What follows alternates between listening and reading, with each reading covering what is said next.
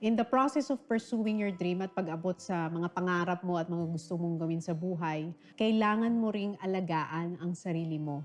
Importante yung pamilya mo, importante yung pangarap mo, pero ang pinaka-importante ay yung sarili mo. Dahil hindi mo matutupad ang pangarap mo at hindi mo matutulungan ang pamilya mo kung hindi mo aalagaan ang sarili mo.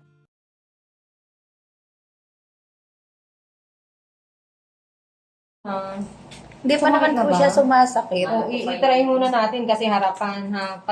May pustiso ka, di ba? Opo. Kapag sumakit, bunot na, tas idagdag na lang sa pustiso mo. Ay, Sarap. pwede po yun. Dito ba gawa yung pustiso? Opo. Dito, kailan pa? 2 years na po yun. 2 years na, yun lang. Sara. Mukhang kailangan mo magpalit. Pero kapag lang naman sumakit, ha? Open ko, Okay, mamag ka muna para maalis yung dugo. Sandal ka. Ate Burst! Nasa na? Open. Ano yun? Mga Burst, nasa na? Basta address nyo. Naglalaba daw kasi siya.